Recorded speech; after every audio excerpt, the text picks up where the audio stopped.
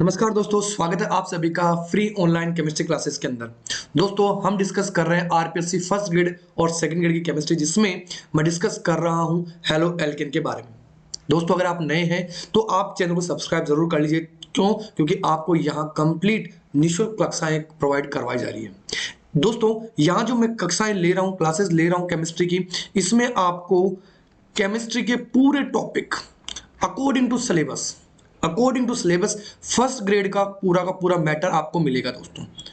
दोस्तों अगर second grade में हो तो सेकंड ग्रेड का टॉपिक, सेकंड ग्रेड की काफी टॉपिक्स फर्स्ट ग्रेड पेपर के अकॉर्डिंग ही है, जो कि 11th-12th की जो केमिस्ट्री है उस पर बेस्ड है। यूजीपी है, यूजी के बेसिस पे भी है, लेकिन मोस्टली जो टॉपिक्स हैं जो कि आपके 11th और 12th बेस्ड हैं, वो सारे के सारे टॉपिक्स मैं कवर करवा रहा हूँ। फर्स्ट ग्रेड में भी है और सेकंड ग्रेड में भी है दोस्तों। इसके अलावा साथ दोस्तों थ्योरी के सारा मैटर करवा रहा हूं, साथ के साथ आपको ऑब्जेक्टिव क्वेश्चंस की प्रैक्टिस में करवा रहा हूं। इसके साथ साथ कुछ पेपर्स भी सॉल्व करवा रहा हूं और प्रीवियस ईयर क्वेश्चंस पेपर भी मैं धीरे धीरे मैं प्रोवाइड करवा रहा हूं, जिसमें आपको सॉल्व करके मैं एक्सप्लेन कर रहा हूं कि कौन सा टॉपिक कहां से आया हुआ है, किस चैप्टर से आया हुआ है। ये सारे के सारे टॉपिक में क्लियरली धीरे धीरे करवा रहा हूं। यहां अपन ऑलरेडी एल्केन कंप्लीट कर चुके हैं, एल्कीन कंप्लीट कर चुके हैं, एल्काडाइंस कंप्लीट कर चुके हैं, एल्काइंस कंप्लीट कर चुके हैं। इसके साथ साथ दोस्तों आरएस नोमेनक्लेचर, जो कि बहुत ही इंपॉर्टेंट है आपके क्वेश्चंस के लिए, आरपीसी एग्जाम के लिए। इसके अलावा जियोमेट्रिकल आइसोमेरिज्म, जिसमें अपन ने सिस एंड ट्रांस के बारे में डिस्कस कर लिया दोस्तों, ई एंड जेड आइसोमर्स के बारे में डिस्कस कर लिया, और syn and anti complete geometrical isomerism अपन ने डिस्कस कर लिया। अब जो अपने रनिंग जो टॉपिक चल रहा है दोस्तों, वो चल रहा है हेलो एल्केन, और हेलो एल्केन के अंदर अपन ने प्रिपरेशन मेथड वो पूरे के पूरे कर लिए हैं। और यहां मैं ये भी डिस्कस कर रहा हूं साथ के साथ कि कौन सा टॉपिक आपको किस ईयर में आपको मिलेगा, आ चुका है दोस्तों, यानी किस प्रीवियस क्वेश्चंस में वो आए हुए हैं। ये भी मैं धीरे धीरे आपको during the topic he cover करवा रहा हूं। इसके अलावा दोस्तों हेलो एल्केन पे बेस की एक इंट्रोडक्शन, मैंने इंट्रोडक्शन बेस एक टॉपिक लिया था, इसमें मैंने काफी क्वेश्चंस ऑब्जेक्टिव बेस्ड करवाए हैं दोस्तों। अगर आपने नहीं देखे हैं तो चैनल की प्लेलिस्ट में जाकर के आप जरूर एक बार ये टॉपिक जरूर देख ले दोस्तों, सेकंड ग्रेड हो या फर्स्ट ग्रेड हो, ये सारे आपको निःशुल्क प्रोवाइड करवा रहे हैं। अगर वीडियो अच्छा लग रहे हो तो लाइक जरूर कीजिएगा, शेयर जरूर कीजिएगा। आज का जो टॉपिक है अपना, वो टॉपिक है दोस्तों इस हेलो एल्केन की फिजिकल और फिजिकल प्रॉपर्टीज पे बेस्ड टॉपिक, जिसमें अपन डिस्कस करेंगे मेल्टिंग पॉइंट और बॉइलिंग पॉइंट के बारे में इसके अलावा डिस्कस करेंगे इसकी डेंसिटी और डायपोल मोमेंट पे बेस्ड क्वेश्चन। ये कुछ टॉपिक मैंने लिए हैं जहां से आपके ऑब्जेक्टिव क्वेश्चन बन सकते हैं और बनते भी हैं दोस्तों। देखिए अगर मैं मेल्टिंग और बॉइलिंग पॉइंट की बात करता हूं दोस्तों, तो जनरली मैं कह रहा हूं हेलो एल्केन में यहां अपन दो तरह से इनके मेल्टिंग और बॉइलिंग पॉइंट को डिस्कस करेंगे। किस तरह से? एक तो कार्बन चेन के बेसिस पर, अगर कार्बन चेन इंक्रीज हो रही है तो इसका मॉलिक्यूलर मास इंक्रीज होता है दोस्तों, हर एक हेलो एल्केन के अंदर होगा। इसके अलावा जो हैलोजन लगी हुई है, इस हैलोजन के मॉलिक्यूलर मास पे भी डिपेंड करेगी। ठीक है, अगर मैं जनरली बात करूं कि कार्बन चेन बढ़ने से या इंक्रीज होने से मॉलिक्यूलर मास यानी अणुभार बढ़ता है, और अणुभार बढ़ने के साथ साथ, क्यों अणुभार बढ़ने के साथ साथ इनके अंदर वांडरवाल फोर्सेस बढ़ते हैं दोस्तों, और डायपोल मोमेंट भी बढ़ता है दोस्तों, डायपोल इंटरेक्शन भी बढ़ते हैं। अब ये डायपोल इंटरेक्शन क्यों बढ़ रहा है, इसके बारे में बताता हूं कि अगर मैं बात करूं हेलो एल्केन की, जिसमें हैलोजन पार्शियल नेगेटिव होता है और कार्बन या एल्काइल ग्रुप पार्शियली पॉजिटिव होता है, तो ये एक डाइपोलर स्पीसीज होती है दोस्तों। कौन सी? डाइपोलर स्पीसीज, डाइपोलर ही बोलते हैं, द्विपार्श्वीय या जो भी है हिंदी में क्या बोलते हैं सर, डाइपोलर से जरूर ध्यान रखना है। ठीक है, डाइपोलर स्पीसीज है, तो डाइपोलर स्पीसीज की वजह से इनके अंदर जो इंटरेक्शंस है वो स्ट्रांग होते जाते हैं जैसे जैसे कार्बन चेन बढ़ती है। तो कार्बन चेन बढ़ने के साथ साथ अणुभार बढ़ेगा या मॉलिक्यूलर मास बढ़ेगा, इससे वांडरवाल या डाइपोल मोमेंट डाइपोल इंटरेक्शन बढ़ेंगे, और डाइपोल इंटरेक्शन बढ़ने से इनका मेल्टिंग पॉइंट और बॉइलिंग पॉइंट भी इंक्रीज्ड होता है दोस्तों।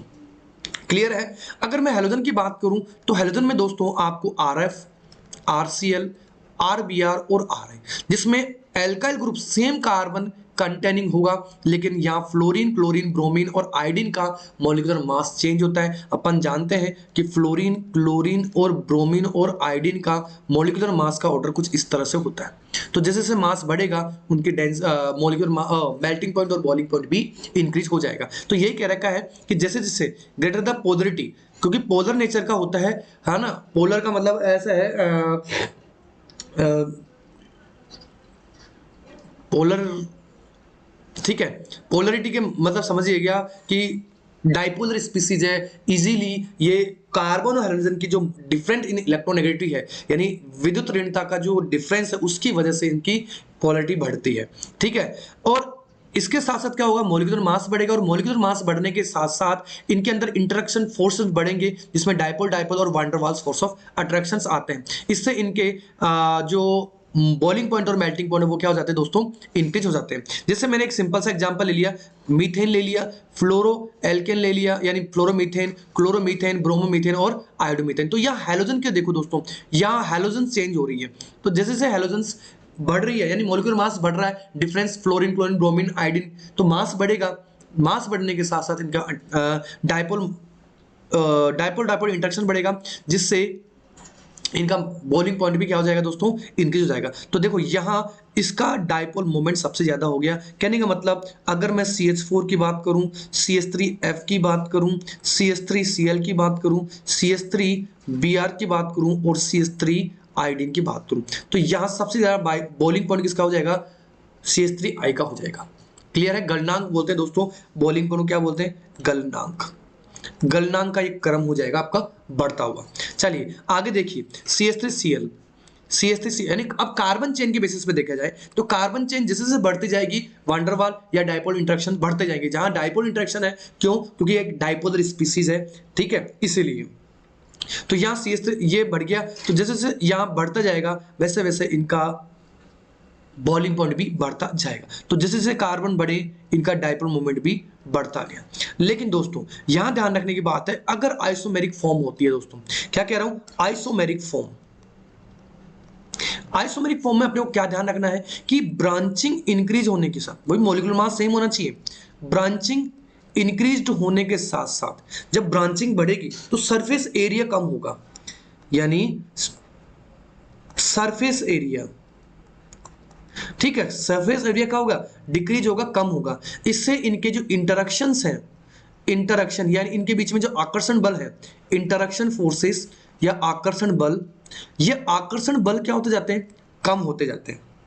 क्या होते जाते हैं, डिक्रीज या कम होते जाते हैं। इससे इनका बॉइलिंग पॉइंट भी डिक्रीज्ड होने लगता है। तो देखिए यहाँ देखिए, यहाँ दे रखा है 1 ब्रोमोब्यूटेन, ठीक है, यहां देखिए ये कार्बन चेन को ब्रांच कर दिया है और यहां पे भी ब्रांचिंग है, ठीक है, ये देखिए 2 डिग्री कार्बन पे लगा रखा है और यहां और भी ब्रांचिंग बढ़ा दी गई है दोस्तों।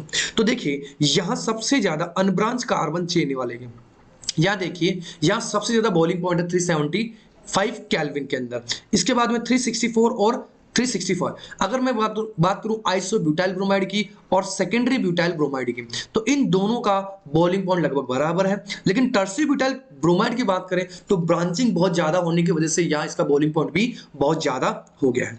ठीक है, एक और देखिए दोस्तों, यहाँ ये कह रहा है कि जैसे मैंने क्लोरीन बढ़ा दी, भाई हाइड्रोजन कम करता चल रहा हूँ, नंबर ऑफ क्लोरीन बढ़ाता जाऊंगा, तो जैसे जैसे क्लोरीन बढ़ेगी, जैसे CH3Cl ले लिया, CH2Cl2 ले लिया, CH3Cl ले लिया और CCl4 ले लिया, तो मास बढ़ रहा है। यहाँ पर देखिए मास बढ़ रहा है, 4 क्लोरीन, 3 क्लोरीन, 2 क्लोरीन और 1 क्लोरीन। तो जैसे जैसे मास बढ़ा इनका बॉइलिंग पॉइंट भी बढ़ता जाएगा। तो ये देखिए कुछ इस तरह से इसका ऑर्डर हो गया बॉइलिंग पॉइंट का।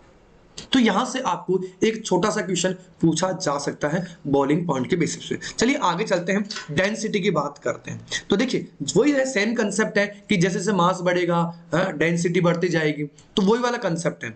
तो ये कह रहा है कि एल्काइल फ्लोराइड और chloride are generally lighter than the water.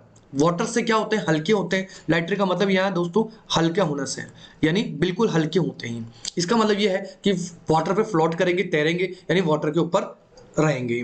ठीक है, वेयर द एल्काइल ब्रोमाइड, यहां देखिए जबकि ब्रोमाइड और आयोडाइड एंड पॉलीहेलाइड आर हेवियर, जबकि पॉलीहेलाइड्स या जब मैं कह दूं जिनके अंदर नंबर ऑफ हैलोजन्स या हैलोजन की संख्या बहुत ज्यादा होती है, वो क्या होते हैं, लेंस या हेवियर होते हैं, भारी होते हैं किससे, जल से। तो इनकी डेंसिटी क्या होती है, कुछ इस तरह से होती है। सबसे ज्यादा किसकी हो गई, आयोडाइड की, फिर ब्रोमाइड की, फिर क्लोराइड की, और सबसे कम फ्लोराइड की। और मान लो तो यहां ध्यान रखना दोस्तों, जैसे मैंने एग्जांपल ले रखा है n propyl chloride, n propyl bromide और एन प्रोपाइल आयोडाइड। तो अगर मैं डेंसिटी की बात करूंगा तो R F is less than R C L is less than R B R is less than R I. तो ये अपने डेंसिटी का ऑर्डर हो जाएगा। वैसे जनरल तो ये भी डाइपोल मेल्टिंग पॉइंट का ऑर्डर भी यही था। तो यहां देखिए दोस्तों, यहां डेंसिटी क्या हो रही है, कुछ इस तरह से इंक्रीज हो रही है। आगे चले, आगे देखिए जैसे CH3 Cl CH3 आइड, यानी मोलिक्यूलर मास बढ़ रहा है। अब आयोडीन फिक्स है, यहाँ फिक्स हो गया आयोडीन, लेकिन कार्बन चेन बढ़ गई। तो कार्बन चेन देखो, आयोडीन का देखो, यहाँ देखो 2.2, यहाँ 1.3, सॉरी 1.9, या 1.7 और यहाँ 1.6। तो जैसे जैसे कार्बन चेन बढ़ रही है वैसे वैसे क्या हो रहा है, इनकी डेंसिटी कम होती जा रही है। तो देखिए दोस्तों, methyl iodide has highest density, however as the size of the alkyl group increase then density of alkyl group और डिक्रीज। यानी अगर कार्बन चेन बढ़ाऊं दोस्तों, कार्बन चेन अगर मैं इंक्रीज करता हूं, कार्बन संख्या बढ़ाता हूं, तो बढ़ने के साथ साथ इनकी डेंसिटी क्या होती जा रही है, कम होती जा रही है। ये बहुत ही गजब का क्वेश्चन है, ये ध्यान रखना दोस्तों, वेरी वेरी इंपॉर्टेंट, गजब शानदार क्वेश्चन है ये। चलिए आगे चलते हैं, फर्दर डेंसिटी ऑर्डर। तो देखिए यहां पर 2 क्लोरीन है, या 3 क्लोरीन है और यहां 4 क्लोरीन है। तो मास बढ़ा क्लोरीन के बेसिस पर, ठीक है दोस्तों, हेलोजन के बेसिस पर देख रहे हैं। यहाँ पर ये जो डेंसिटी दिख रही है आपने हेलोजन के बेसिस पर देखी है। और ध्यान रखना कि यहाँ ये वाला पॉइंट इंपॉर्टेंट रहेगा, जहां कार्बन चेन बढ़ने के साथ साथ आयोडीन फिक्स है, हेलोजन फिक्स है, कार्बन चेन बढ़ने के साथ साथ इसकी डेंसिटी क्या होती जा रही है, कम होती जा रही है। ये बहुत ही गजब का क्वेश्चन है, बहुत ही गजब का, याद रखना दोस्तों। इसके अलावा दोस्तों डाइपोल मोमेंट बहुत इंपॉर्टेंट है, ये क्वेश्चन नीट में अभी आया हुआ है, डाइपोल मोमेंट का, यहां से इंपॉर्टेंट क्वेश्चन बन सकता है। जैसे मैंने आर एफ ले लिया, आर सी एल ले लिया, आर बी आर ले लिया और आर मैंने आई ले लिया। इसको अगर मैं आर डाइपोल मोमेंट की बात करूं दोस्तों, तो फ्लोरीन का जो डाइपोल मोमेंट है वो क्लोरीन से कम होता है। और इसका रीजन क्या है, इसका रीजन ये है कि एक तो फ्लोरीन की इलेक्ट्रॉननेगेटिविटी बहुत ज्यादा है, दूसरी साइज का भी स्मॉल होना, ये इसकी लो डाइपोल मोमेंट का रीजन होता है। तो अगर ओवरऑल अगर आपसे ऑर्डर पूछा जाए तो R C L is greater than R F is greater than R B R is greater than R I. तो ये आपका डाइपोल मोमेंट का ऑर्डर हो जाएगा। जैसे यहां देखिए क्लोरोमीथेन का 1.86 और फ्लोरोमीथेन का 1.84 और फिर 1.83 और 1.63 आयोडोमीथेन के अंदर। तो इस तरह से अपन ने आज फिजिकल प्रॉपर्टीज जो कि हेलो एल्केन के कुछ इंपॉर्टेंट टॉपिक बॉइलिंग पॉइंट पे बेस्ड है, डेंसिटी पे बेस्ड है और एक डाइपोल मोमेंट पे बेस्ड अपन ने डिस्कस कर लिया दोस्तों। मैं फिर इंडिकेट कर रहा हूं, ये जो क्वेश्चन है जो डाइपोल मोमेंट का मैंने लिया ये सॉरी डेंसिटी का, जिसमें CH3I, ethyl iodide, n propyl iodide और एन ब्यूटाइल आयोडाइड, ये क्वेश्चन जरूर ध्यान रखना दोस्तों, नोट कर लेना। ये क्वेश्चंस आपको कंफ्यूज कर सकता है एग्जाम के अंदर, और अगर ये क्वेश्चन आ जाए तो आपकी अटेम्प्टिंग 100% होनी चाहिए दोस्तों। ठीक है दोस्तों, आपको इसके बाद में एक प्रीवियस ईयर का जो क्वेश्चन पेपर है वो आपको मैं प्रोवाइड कराऊंगा बहुत जल्द, या तो अभी हाथों हाथ हो जाएगा या मैं आपको कल प्रोवाइड करा दूंगा दोस्तों। इसके साथ साथ आप जरूर देखिए कि ये जो पेपर आपके आरपीएससी फर्स्ट ग्रेड और सेकंड ग्रेड के आ रहे हैं वो डिट्टो एनसीईआरटी जो कि आपके जनरल पेपर होती हैं, मैक्सिमम से मैक्सिमम आपको मैं बता दूं 99% आपके एनसीईआरटी बेस्ड क्वेश्चन ही आते हैं। सेकंड ग्रेड में तो टोटली एनसीईआरटी बेस्ड क्वेश्चन आपको मिलते जाएंगे।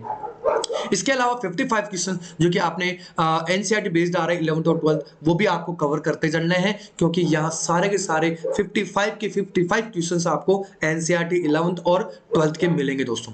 ठीक है दोस्तों, आई होप आपको वीडियो अच्छा लगा होगा, और अच्छा लगा हो तो दोस्तों सब्सक्राइब जरूर कीजिएगा, शेयर जरूर कीजिएगा, लाइक जरूर कर दीजिएगा। चलिए चलते हैं, बाय।